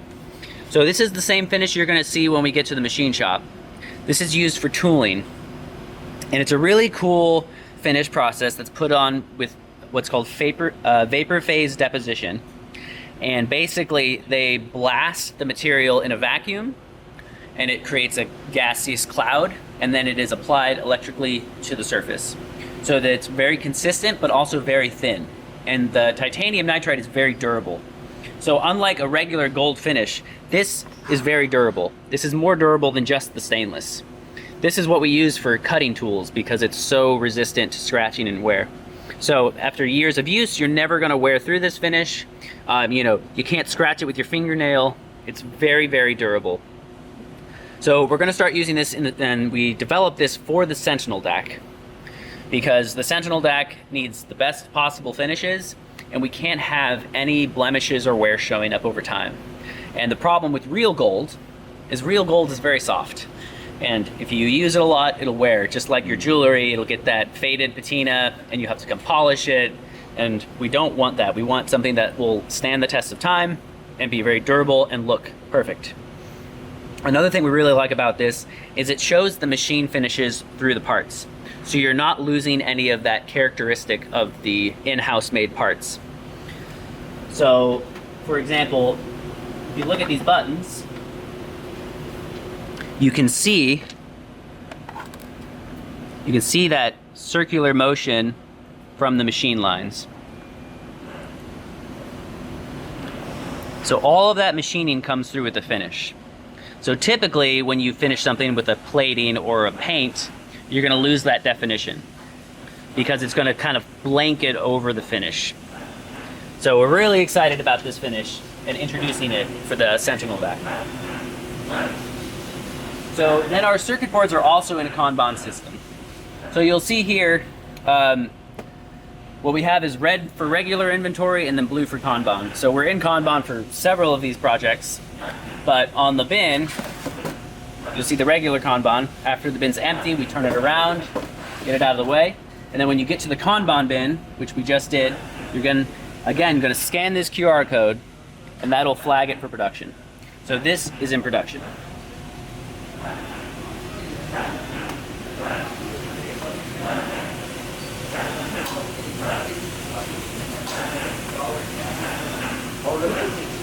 So here we have all of our input modules, and again, similar Kanban stock. So you can see the bins we've gone through, the bins we still have for regular stock, and you'll notice each one of these is individually tested and dated so we can keep track of when it was built and if it passed our QC. And we test all of these sub-assemblies before we put them in products. So we test the boards before they go in metal. We test the sub-assembly before it goes in the order, because we don't want to test things one time on the way out the door. We want to give everything a very robust testing cycle. So multiple tests, and then again here when we get to Kanban, you can see we have a QR sticker here. Scan it, and it sends and triggers a new order.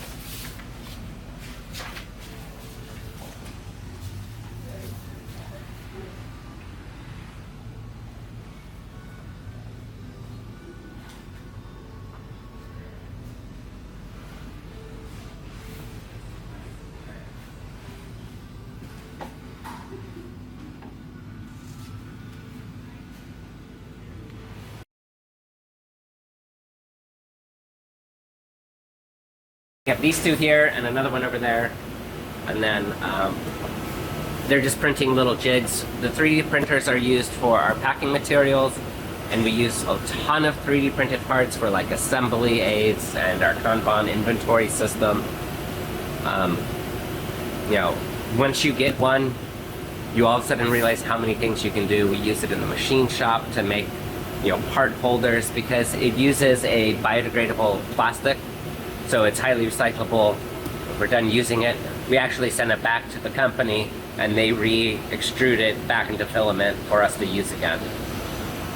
So it's a very little waste process because it's additive instead of subtractive manufacturing.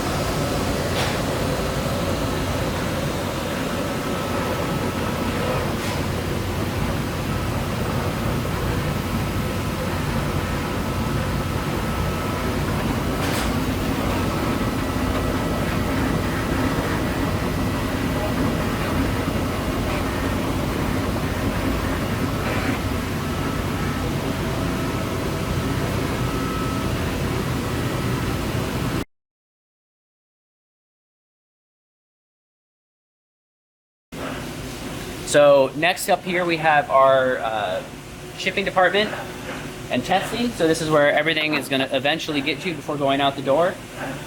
So right now we have a Premier DAC that's getting final assembled. We're getting the feet put on. You can see he's using a torque driver to put those feet on to make sure that they're installed correctly. And then after they're torqued down, we're going to insert the Viton tips for the feet. And then this will get cleaned, the boxes will get built, and then I will individually inspect every order that ships before it goes out the door.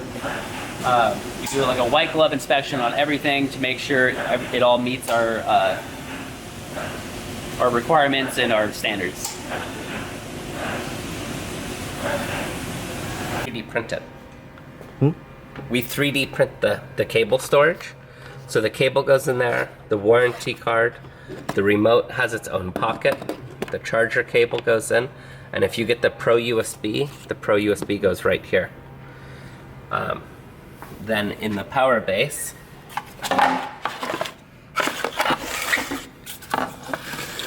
you get the Cascade link cable, the AC cable, and these are all the pucks, the bases that go underneath the feet. So they're all of these, and these all go in here. So this is all 3D printed to fit every accessory and protect it. The nice thing about this plastic is it's soft, so it doesn't scratch anything. And you know, we can change and configure it as needed. You know, if the remote changes or accessories change, we just print it differently depending on what product you're using it with. So it is a nice little added feature. Yeah, here you go. Here's the Summit power cable. This is the interesting one. So your AC cables, your foot bases, and then the Summit power cord, where it's designed to wrap around perfectly and fit in there. And everything labeled with its home.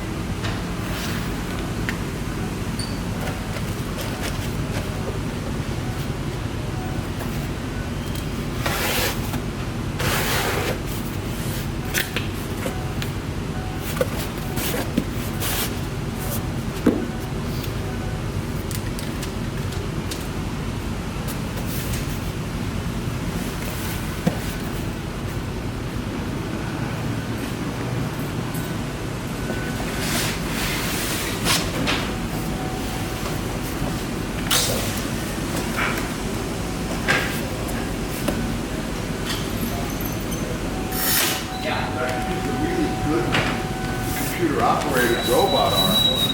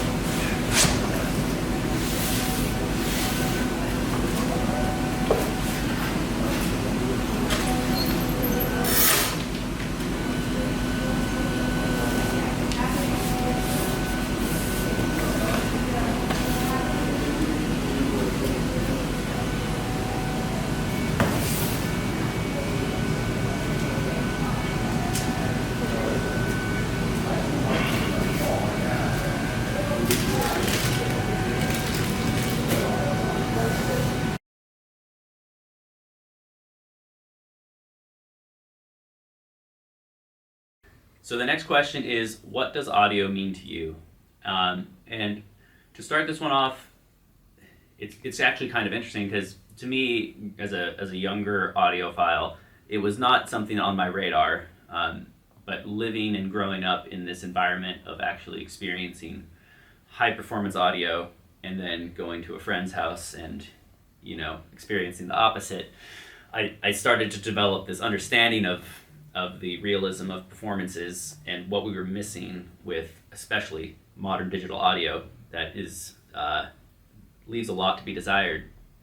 And so working in MSB, I got more and more exposure and more training and listening and understanding, and it became much more of a passion of mine as I was working here than it was if I wasn't kind of like growing up in this environment.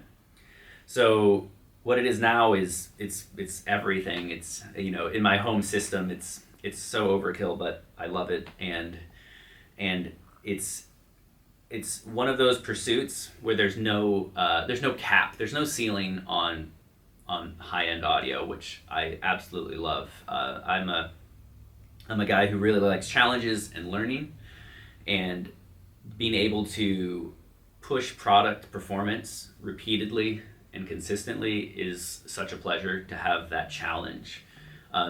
We never release a product even like this Sentinel and say, we made it, this is done, this is the ultimate, because it's not. There's always going to be something more we can push, some new technology we can leverage, and as time goes on, there'll be new types of electronics and new types of systems and new connectivity and new sources.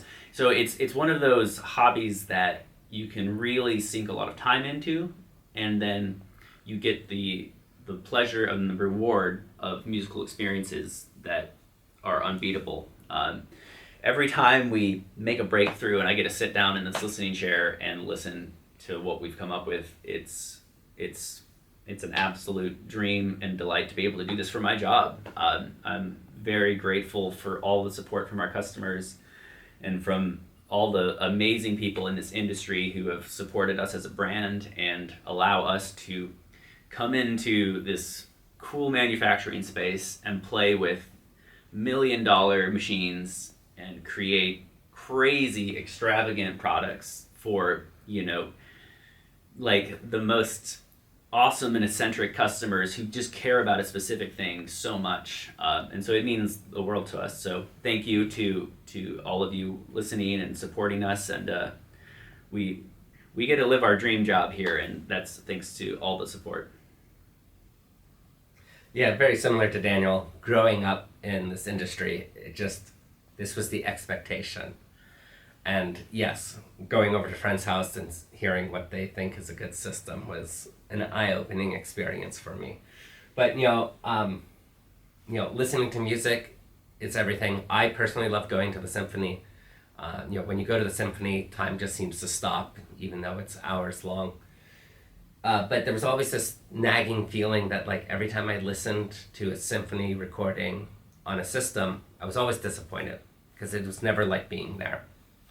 But I'm happy to say the Sentinel basically eliminated me needing to drive 2 hours to go to the symphony hall to listen to a symphony for a night.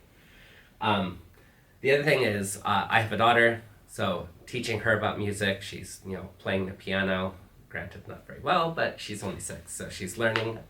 But, just having her listen to our system at home, she'll tell people like, oh, stop playing music off your phone. I want to hear it on the speakers. They sound better. She draws pictures of product design she wants me to make for her. They're always purple or pink, but, to me, it's seeing the next generation get interested.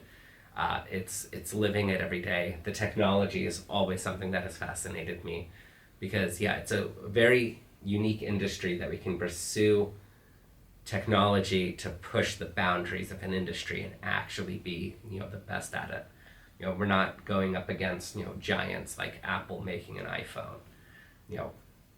We have no chance of competing against a company like that. But in our industry and our experience, I mean, we all grew up with, Daniel, Dustin, and I, we literally have grown up in this company, in this industry since we were children.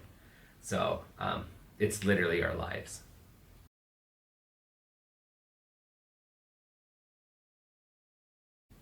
So then the last question we have is about the audiophile community at large and what it means to MSB and to the community and kind of how we see ourselves in this market and in making products like this. And for this question, I want to kind of explain my changed opinion on the audiophile community.